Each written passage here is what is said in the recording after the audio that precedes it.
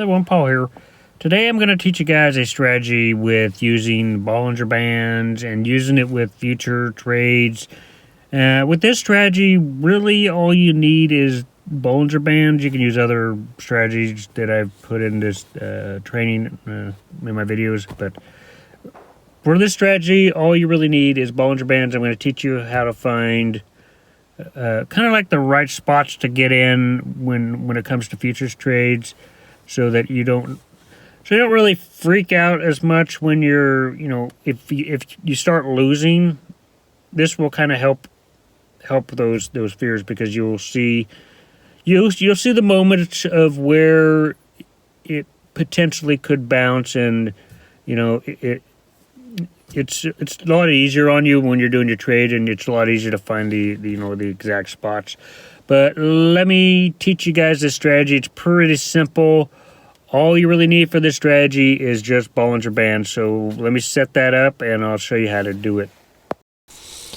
Okay, so this is going to be a two-part video. The other part I'm going to put out tomorrow, and I'm going to show you two other indicators that I have on here as well. But today I'm just going to teach you the Bollinger Band technique, and it's pretty simple. What you want to do is you want to get the Bollinger Bands of the highs and lows of two different time frames, and we're going to use the day and we're going to use the hour. So first we're going to load up the day, and we're going to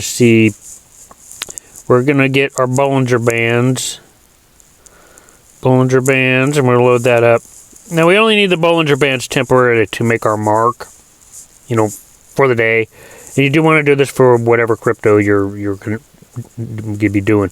So what I want to do is I look at the ends, the tops and bottoms of each Bollinger Bands, and I make a line on the top here. Now we're on the day. Let me remove that one. And is that one? Okay, yeah. Let me make this a line. Make it easier for you guys to see. So we want to draw a line where the ends of the Bollinger Bands meet. Well, not meet, but where the ends of the Bollinger Bands are. So after you do this, and you want to do this twice, so I write a little note personally. I would say this is the day top. So this is the day top. Let's put this center. Okay, so this is the day top of the Bollinger Bands, and right down here we're gonna put day bottom.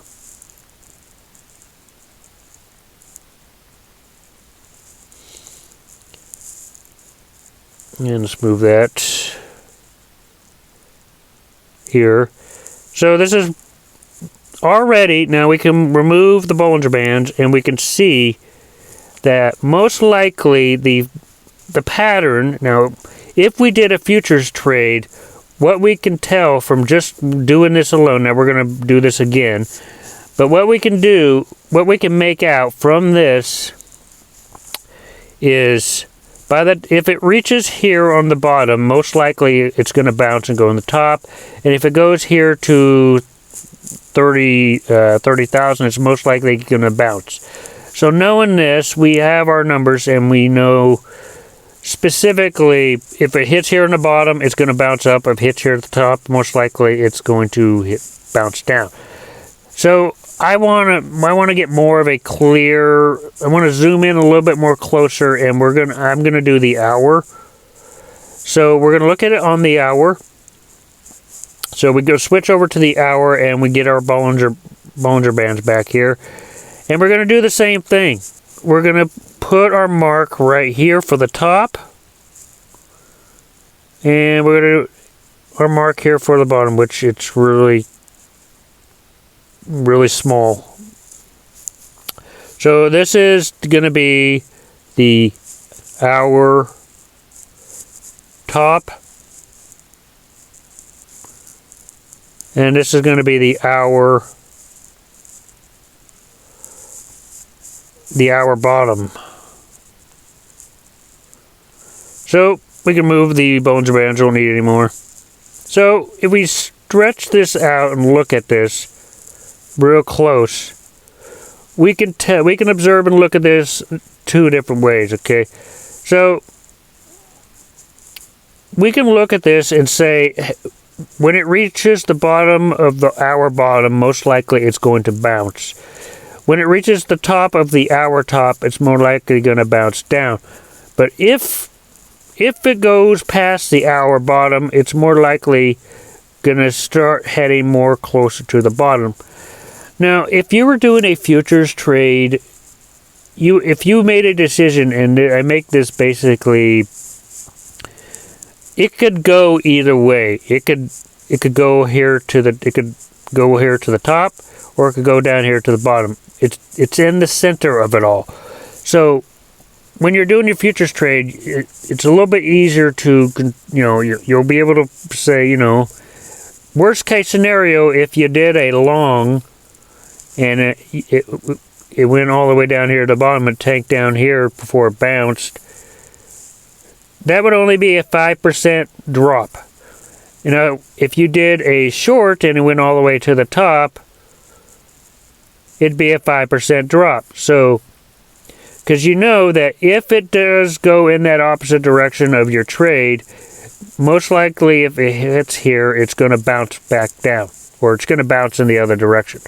So most likely if you enter in the center here, if you're wrong, you'll only be wrong about 5%. So you got to keep that in mind with your trades, and you can do it. And I'll go over some strategies to where it will, to help you guys not liquidate your entries. But personally, I would enter my trades if the hour is in between if it's in between the day. I'm probably look at this tomorrow, but I want to look at different scenarios, because it's not always going to be in the middle here. Sometimes this hour top and bottom are going to be down here. Sometimes the hour top is going to be up here. In that situation, you're more at a risk of liquidating if it goes against you. I think by it being in the center here, you have a better chance of, hitting your mark. So anyway, that's kind of the formula for this strategy. You have to get your top and bottom of the day and the top and bottom for the hour, and you'll find which way it's going. Now tomorrow I'm going to be going over some other indicators that will help guide you on whether you want to do a short or a long. But anyway, that's kind of how simple the strategy is. Now let's real quick look at, I do have a trade of Bitcoin while I can see if I'm any gains here. Hey, look, see, the strategy does work. I am going to close this trade.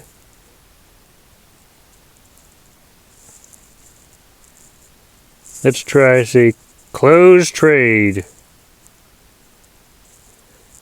Up 9%. Come on, there we go. All right, closed it. So now that one, I currently have another XRP trade that I've been in for. I'm not going to show you because I don't want to show you my balance or my negative balance at this point. But I've been in an XRP trade for like 2.5 weeks because, I put a long in when it started going down, and I'm waiting for 50 cents, so it might be a while. So anyway, that one's still going. But let's look here real quick and see how much Bitcoin I made while making this video. I made a 9% on a short with 50% leverage. My total profit was, I made 2,886 Satoshi. So I used the same strategy. For this method. So anyway, I find this method works really well. Tomorrow I'm going to go over the strategy again, but I'm also going to be including a couple other indicators that will help determine which direction you really need to go when you're doing your, knowing this, and and know these other indicators, which I've already talked about in other videos, but they will help determine whether you should do a short or a long after you have applied this Bollinger Band strategy. Anyway, if you guys like this strategy, make sure you hit the like button, hit the subscribe button. I'll see you guys in future videos.